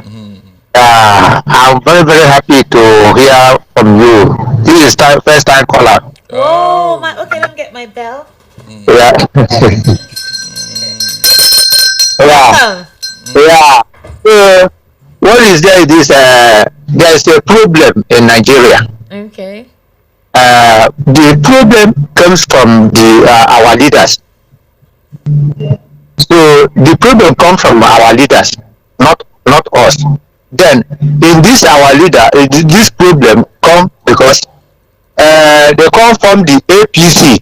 If I branch my phone, then ask what is the meaning of that APC. He says for my own phone, so it's another problem in the country. That is Nuku Sobu inside the country, which brought lies and killings and also many atrocities in Nigeria, which is not possible. So whereby I pray that God will one day hear our prayer. Thank you very much. 08036929933. All right, that's the number. Turn down the volume of your radio. God bless you for doing that. Hello, what's your name? My name is Imechi. Your name is what, sir? Imechi. My name is Imechi. Yeah, good evening to you. Imechi, welcome, sir. How are you? We thank God. Then yeah, I'm good. All right, please go ahead. I also appreciate Barrister. Thank you very much. More grace to you, sir. I think I'm a first time caller. Yay! Welcome. Thank you. Yeah. I normally don't involve myself in most of these talks. I listen to them. But I think it's high time we Christians talk. I know I'm talking today is just because Esther, there are ways you contribute to how would I put it now? Yeah, you're a good journalist, but there are ways you shut down people that feel their mind. What do you mean by shut down? Yeah, calm down. You are doing your job, but then when it comes to Christian and Muslims, somebody was using derogatory terms and we calm down. Calm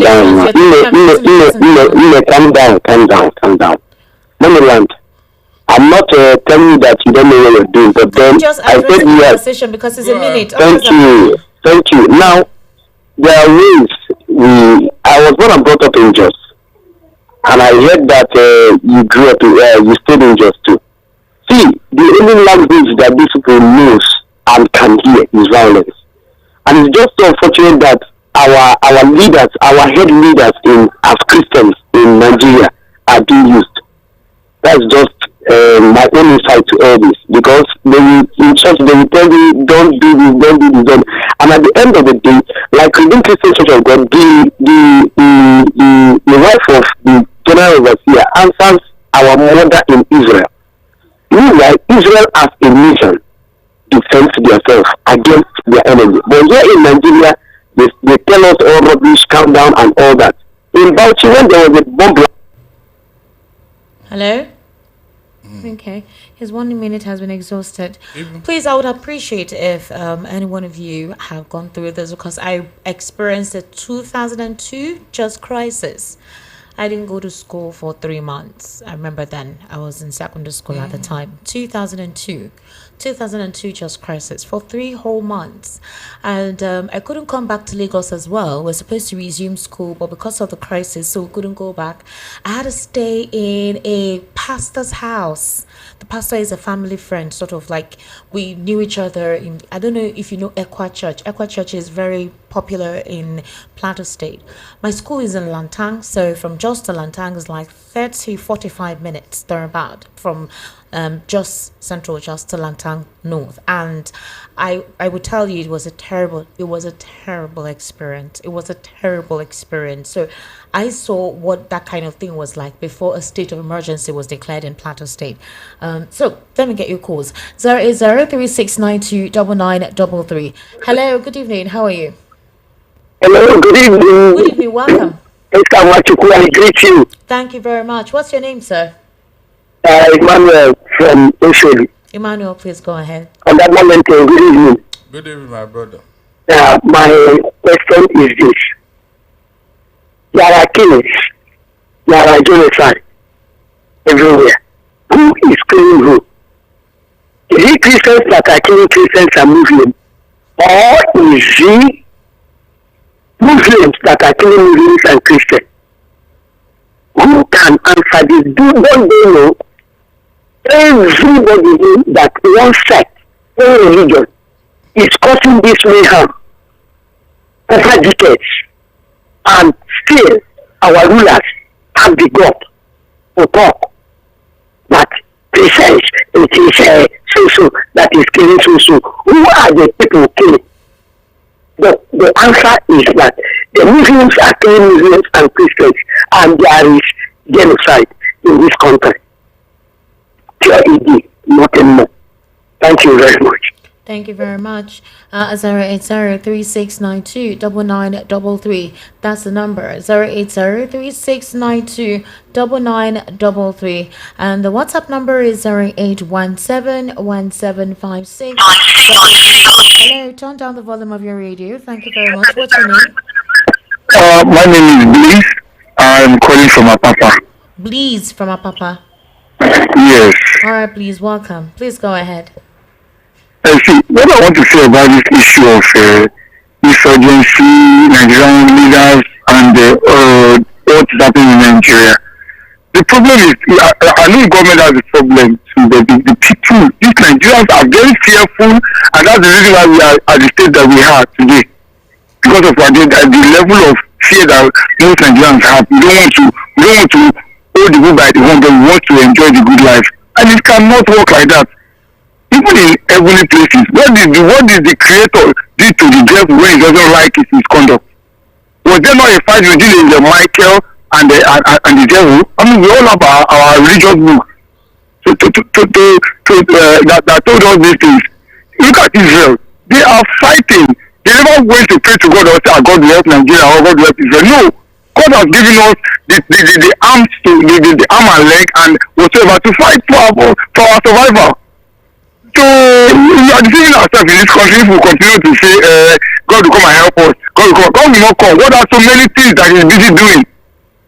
So he didn't create only Nigeria alone. So that's just the problem. All this look at Wike is there claiming that he knows better. He's there when the Northerners allow cows to be walking on our roads, express roads, not even village roads, express roads. And everybody will sit down and be tomorrow gullible Nigerians will be supporting Wike, supporting whoever they think that will give you the stipends. So it's just unfortunate that Nigerians are claiming that they know better. They know too much. They are very scared. No one can come out. Even the other day, in fact, it's just unfortunate. And please, I don't know, this issue of telling people not to say their mind. Yes, I know the NBC and their regulations, but it has never helped anything. The NBC regulations in Nigeria, in any other part of the world, it has never helped. The world keeps keep degrading, keep getting fault, and that's how it's going to be. All these hypocritical way of saying they don't say this, don't say that. Has it ever helped anything? Has our religion in this country or in this world helped anything? No. All right, thank you very much. All right, thank you very much for calling, Barrister. I experienced it wasn't, I think it was towards the end of 2001, I think September 2001, in Plateau State. It was terrible. It was just because something happened at the time, and it resulted to ethnic clashes. Before you know, it devolved into Christians and Muslims. What happened? There was a Muslim politician to a federal poverty alleviation program. It escalated into broader violence between Christians and Muslims immediately. Very fast, very swift. For 3 months, we're supposed to resume our new session. In 2001, yes, 2001, we're supposed to resume is a very fresh session of another term. I couldn't go to school for 3 months. 3 months. I stayed in a family friend's house. In fact, in that house, those ones left me in the house. They traveled to their village. The pocket money that my mom gave me and my provisions, before I went to school, I started eating it. Then this telephone, these cellular phones just came out that time. Not everybody had access to it. My mom almost, thank God that the kind of heart attack, she couldn't enter the road to start coming there. How was I coping? How was I surviving? For 3 months, I couldn't talk to anyone at home. My mom was destabilized, like literally. She had to look for how to call somebody in the church to get across to me, and I had to assure her that I was well. They all left me in their house. They all ran away. Where do I want to follow them and go? That was dangerous. You needed to see the streets of Plateau State at the time. That was dangerous. Hello, good evening. How are you? Hello? 08036929933. That's the number. Hello, good evening. How are you? Good evening. Welcome. Thank you, Koboko. Welcome. How are you doing? And the program and the against killings. I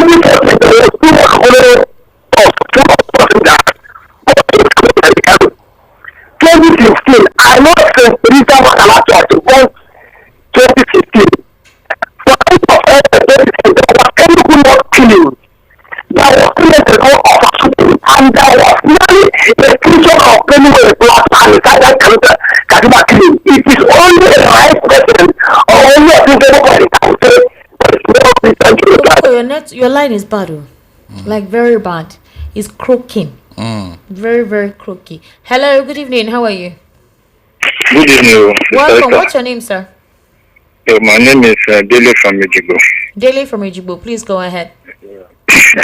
And I agree, Barrister Darlington. Well done, sir. Well done. See the issue of Muslim versus Christian. I called you maybe Friday or Saturday concerning this, that these people around, they are in order, they are following order of Allah. See, in a community, where Christian and Muslim are living together, in Al-Quran, it's haram. They see Christian as infidelity. They are not supposed to be living together. What Barrister Darlington used as example, one Hausa that went to buy a drink. That is exactly what happened. In a family whereby Muslim and Christian are together. That Boko Haram is haram. They are seeing the Christian as infidelity. They don't recognize them at all. All the Muslims around you, that you see them, let me tell you, Bible, if you read book of John, chapter 16, verse 1 to 3, Jesus Christ prophesied about them.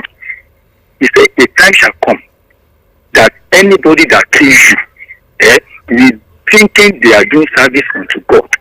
They are doing that unto you because they don't know Father, neither Him. Anybody that kills you, Christians, they will be thinking they are doing service unto God. All right. Boko Haram killing Christians, I am telling you, that has been prophesied. And this Islam of the thing, I'm telling you, in Ezekiel 2, All right, thank you very much. Let me take some WhatsApp messages. 2020 that we decided to take the cow by the horn. What happened? I beg one prayer point for us Nigerians. Let her help us not sleep until they've helped us. Mommy evidence from 7 and 8. Good evening, Esther Wachko, Barrister Darlington Gumor. In Ekwerado's case, he should face his judgment strictly because there's no peace for the weekend. Secondly, President Tinubu should tackle the insurgency in Nigeria strictly and give order to disarm the Fulani headers completely. Remy from Ejigbo. All right, Remy. This person says, good evening. Okay, good evening, Sister Esther and Barrister Darlington Agumor. With the recent demonstration in the north by some youths and some elites, it shows that this killing will not stop so soon. So Trump should act fast if he wants to help Nigerians, and he should ignore the propaganda and lies being told by our leaders. Corey Bartholomew from Akpakpa. All right, good evening, Queen Esther and Barrister. My contribution is the meaning of APC. It's Arabic population control. That is why they're making sure they dominate every part of this Arabic population control. Don't understand though. Good evening, Esther. How is your day? Thanks for a wonderful job. Please, we're begging Lagos State government to open entrance from PWD to GRA. There's no any entrance from Oshodi to Ikeja. This is painful. Ayawale Kaindi Bababeji anywhere from Oshodi. Wow. This person says Loma has not come to park our Loma, please, what areas? I beg you, what areas? Let us know the areas that Loma has not come to pack your debt. I beg. As in Bagada access, there's some routes there. I don't know. Please, let's know. Greetings, Esther and Oga Darlington.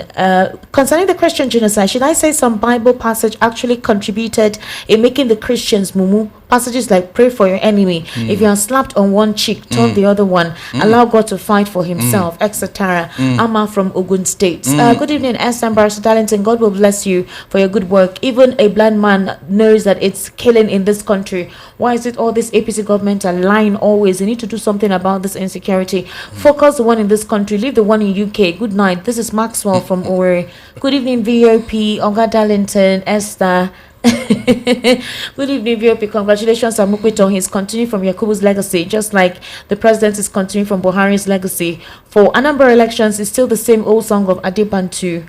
Loyalty and Akashan carry, objection na mortuary. Everybody gets agenda with their mercenary enterprise. This is just for Soludo to collapse his structure for your president against 2027 elections. Truly, there was a country die from Fagba. Good evening, Esther. I'm Barrister Darlington Madu Igbo from White Sand. I would like to correct one impression.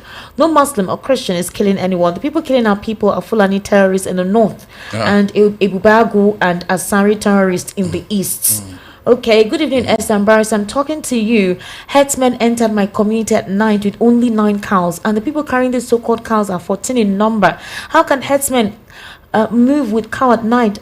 That this is my village who were standing on the road. The next thing, the so-called Fulani opened fire and they succeeded, killed a young boy, and this boy is a twin, and his twin brother is here in Lagos. Please, I am begging Tinubu to allow Trump to come to this nation and set us free. We don't have anybody to guide us. Ocheme and Path from Oworonshoki.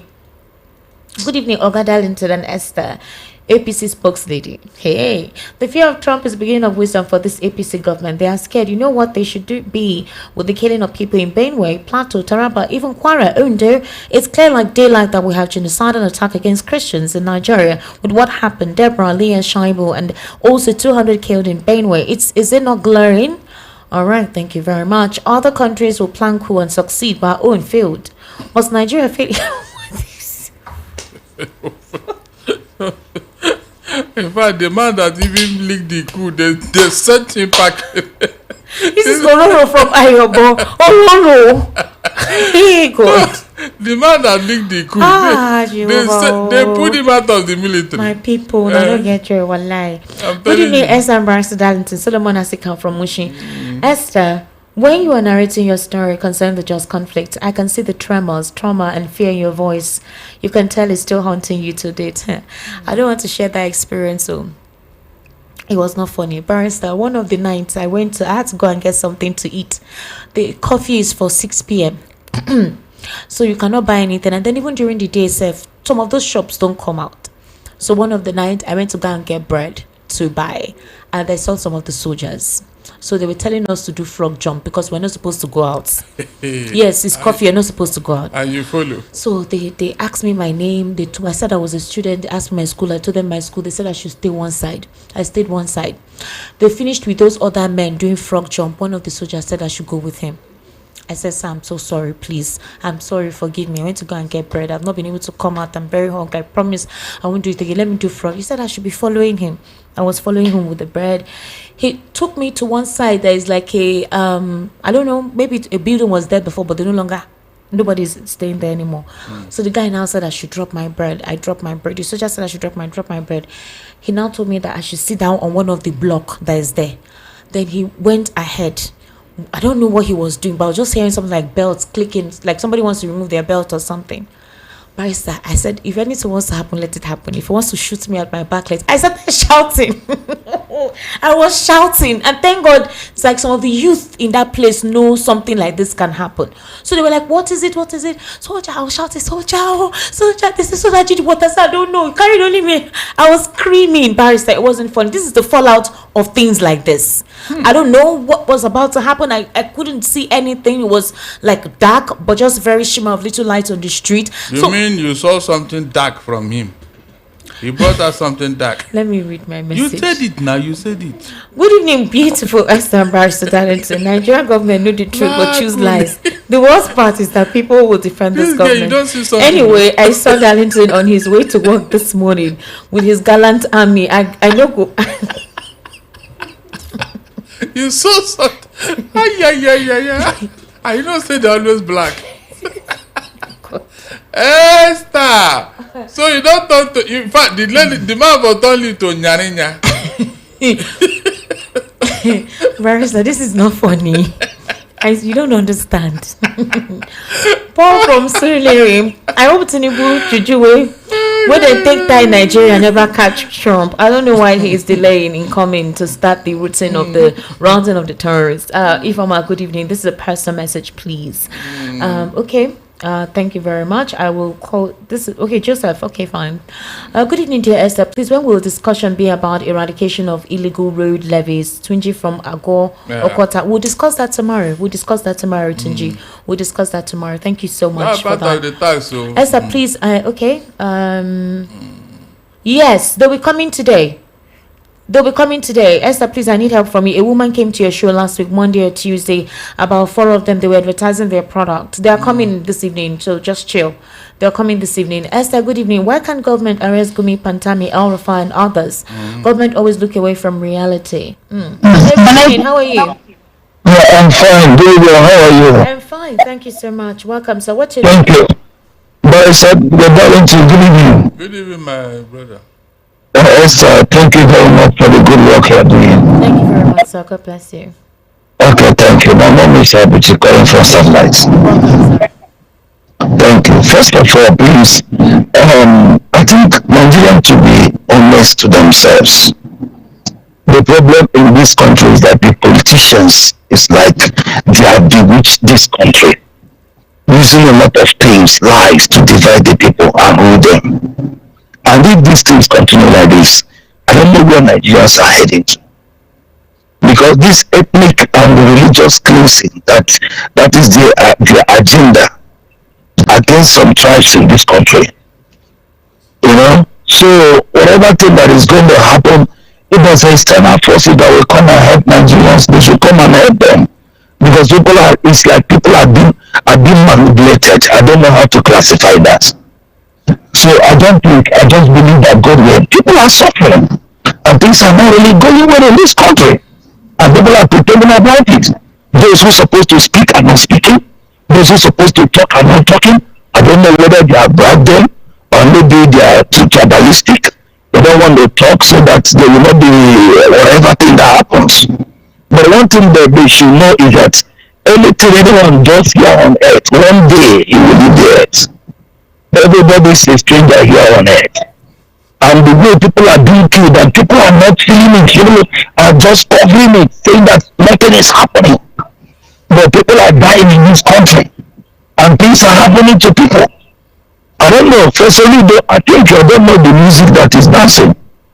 But at the end, there's nothing hidden under the song. Yes. another thing that is doing one day, it will be exposed. God knows everything. It's the same thing is also happening in the southeast. People are being killed, and nothing is being done about it. Human beings are being destroyed, and nobody is talking about it. So that is just it. Another thing is Roma in our area in Satellite. Yeah. Especially Kensington Broadway Street. Roma has abandoned us. I'm telling you, just being everywhere. I don't know what's going on. Maybe they are doing something, but they've not packed debts in some areas for quite a while. I'm telling you, if you don't pay Roma, they will come and see your house. You will pay Roma. Roma will not come and pack the dustbin. They will tell you don't patronize the cat pushers. We said okay, we will not patronize the cat pushers. And we are paying Romas to date, yet Roma will not come and pack the dustbin. Everywhere is littered. And when you call Abuki to come and pack the whole thing, they say that it's against the law. So I don't just know. It's not funny. We're paying them. And that's a everywhere is just dirty. To be honest, it's too bad in Satellite Town. It's too bad. I don't know. Thank you. It's too bad in Satellite Town, especially Kensington Broadway Streets. Kensington Broadway Streets, everywhere is littered. People have paid their bills, but to come and pack the refuge is too bad. I don't know. Please, if you haven't paid your bill, if that's the reason, I think they know how they go about it. If you haven't paid your bill, please go pay your bill. Because some of them will say some communities, some local, some wards don't pay their bills, and that's why they don't go there. But if you go there and you ask people if they want you need to pack those that have paid. Those that have not paid, compel them to pay on that spot. Because it's terrible. The streets will smell. We're just lucky that it has not been raining at this like that this month. It would have been something else. Please, whatever it is, communicate. Let's know what the issue is. Please, Loma, I beg. Loma said the cost of maintaining their truck is getting out of hand. Then two, the diesel. The cost of buying diesel and driving around every month, they can no longer afford it. Hey. I've interviewed them. I have personally I've interviewed them. So this is what they told me. And I can see with them. They said the cost of the spare parts and breaking down. Then two, which is even a more important reason. The roads. Their truck can't enter some streets. It can't.